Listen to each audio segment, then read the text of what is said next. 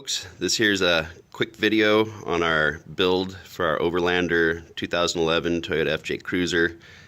I'm going to try and be real brief and kind of just give a quick overview on a few of the systems, and we'll spare the details for the comments section. If you have any questions, feel free to ask, and we will try and get you all the information that you need. So kind of break it down in just a few groups. You have suspension, tires, and drivetrain. Another group is going to be electrical, communications, and lighting. And then you have protection like skid plates, sliders, and things like that. Again, this build is always perpetually growing and changing, so not complete, and some stuff you'll see and some stuff we haven't put on yet. So we'll just kind of start off with some of the basics here in the engine compartment. Because we do a lot of solo stuff out on our own, it's real important to keep the electrical system up to par and be able to start her up and get out when we need to, even with running a lot of accessories. So we start off with a dual battery system. We got two deep cycle batteries connected by a smart isolator or solenoid that'll monitor both and separate one from the other if the one battery goes bad or the other one drains down. Monitors both and charges both. It was real key to try and keep all the OEM stuff separate from our aftermarket stuff. So off of this main battery, we basically just had the secondary battery cabling that goes to the smart solenoid and over to the second battery. We've got our winch power that comes off the main battery, and we also have an interior accessory power for our communications and stuff that comes off the main battery. And then we have our secondary battery, and all of our aftermarket accessories come off of this S-Pod that's basically just a lot of relays inside, 6 circuits with fuses and everything on them. And that's basically the electrical for the front. While we're here, we go ahead and just kind of go over aftermarket bumper, of course, for protection, protect the rig from any animals we might hit, or if we get in some spots that are a little too tight or anything, protects everything. Of course, one of the most important features of that is the winch. Definitely highly suggest a winch if you're rolling out on your own. Self-recovery is very, very, very important. Not only to be able to get out yourself out when you need to, but a lot of times we come across somebody else that needs a little bit of help. So the winch was very important. While we're here, we'll also address some of the lighting. Lighting has its purposes. You'll see a lot of lights on a lot of rigs, and the reason for that being that each one kind of serves a purpose. The PIAs down on the bottom are fog lights, and that helps light up the roadway in adverse conditions, fog, snow, rain, things like that.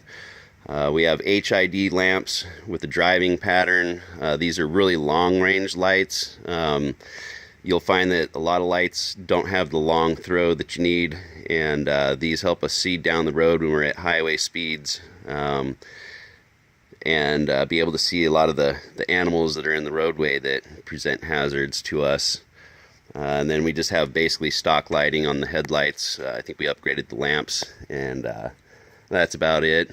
And then while we're here, we'll also address the snorkel. Of course, most of you know what the snorkel is for, is to get air into the engine when you're in deep water.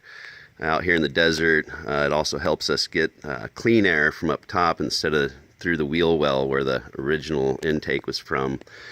And there's other benefits, like it kind of does a cold air intake in a sense that it's pulling cool air up from the top instead of the heated wheel well. All right, we haven't done anything to the engine. Again, overlanding, we try and keep everything as stock as possible. The more cogs in the system, the more chances there are that something can break, and we don't want to do that. So we got plenty of power, all that we need in this thing, and no turbos, no superchargers, no nitrous, nothing like that, of course. We'll move on to suspension. Again, we try and keep it simple because we want to be able to do field repairs, and all we basically did is upgraded to a 2.5-inch shock to be able to handle the extra weight from the bumper and all the accessories. And we have a higher spring rate spring for it, and we have aftermarket upper control arms. This helps restore the geometry of the suspension after the lift. We were running a 3-inch lift right now. Other than that, we really haven't beefed up too much stuff. We're overlanders, not rock crawlers, and we just decided that the money was better spent invested in other things. We'll move around. We've got part of the protection package is the rock rails. Again, we don't do very crazy off-roading, so we just went ahead and went with the standard OEM ones. We'll move to the interior. Part of the electrical and lighting package is the switch plate that runs all our accessories off the S-Pod that I showed you earlier by the secondary battery.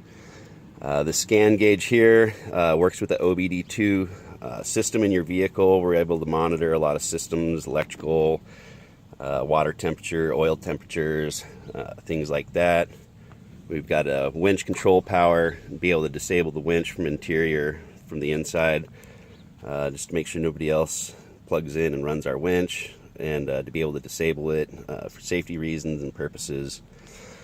Moving over, we've got ham radio, part of your communications package. It's very important to be able to talk rig to rig, and also to be able to reach out via repeaters and get help if we need, where cell phones don't work. This is a dual battery monitor. This shows us the voltages on both the batteries, and also allows us to be able to manually link them together if the solenoid's not doing what we want it to do. And we've added a lot of power circuits inside of the vehicle. End up running a lot of accessories, and being out in the middle of nowhere, stuff tends to die pretty quick. So we've got that. We've also got a CB radio. We barely ever use that, but again, it's just to be able to communicate with other rigs. Not everybody runs a ham radio or has a amateur radio license, so we carry that on board as well to be able to talk rig to rig. We've got some external speakers for the communications, so that way if we're outside of the rig, we can still hear the radios. And also have a scanner that we use. We program in national park frequencies, basically a lot of first responder stuff. It's nice to be able to get information on forest fires and hazards and weather while we're in the middle of nowhere, so we tend to monitor a lot of frequencies the places we go. Part of the safety package, and this is very important in our book, is fire extinguishers. Especially with a lot of aftermarket mods like electrical and stuff, we do raise our risk of having something go wrong, catch on fire, and you want to be able to put it out. Very important to make sure that you get an ABC rated, that's good for electrical, grease and gasoline, and regular fire. Part of the communications package is also the antennas. You can see some of ours. We keep them up high to get good broadcast. CB radio antenna. More of the lighting package is to be able to have a reverse light to where we can see when we're backing up. Situational awareness, very important at night. Be able to see what you're where you're going. My favorite mod right here. This is Hank. This is our mascot, and he's also a lot of driving inspiration for me for some of the places we go and adventures we do. While we're back here, we'll go ahead and just address real briefly some of our safety and recovery gear. It's very important to carry things like shovels. We've got a small shovel, small hatchets, things to be able just to kind of carry around and get out and chop things out of the way or do some minor digging. We got an air pump, be able to pump up the tires, both for airing down, for comfort and traction, but also if we need to do any kind of field repairs on the tires, and be able to fill them up. A couple of sets of gloves, very important. Nothing like smashing a hand or a finger, cutting and injuring yourself out on the trail. So make sure that you carry a lot of gloves with you. We've got a full first aid kit here. Again, we're not going to go into too much detail just to kind of try and keep this video somewhat brief, but very important that you carry a lot of first aid gear, especially if you're out in the middle of nowhere by yourself. Dune flag, again, that's for safety. Be able to be seen on the trails where we might have oncoming traffic and stuff like that. All right, real briefly, got jumper cables here. Of course, that's self-explanatory. Lots of extra ratcheting straps, be able to tie stuff down, things that come loose. Sometimes you have to throw gear on the top. We carry a lot of rags with us. We don't want to have any kind of leaks or anything on the trail, and don't want to harm the environment or anything, so we carry lots of those. Pretty handy, especially if you have leaks and stuff on the vehicle, be able to clean it and see where your leaks are coming from.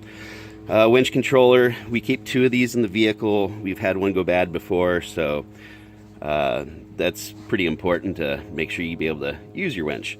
We carry rope with us. This rope isn't really rated for much. It's kind of just for convenience type of stuff. Straps, lots of recovery straps. There's different styles. Again, we're going to try and keep it brief, but we do carry one kinetic or snatch strap.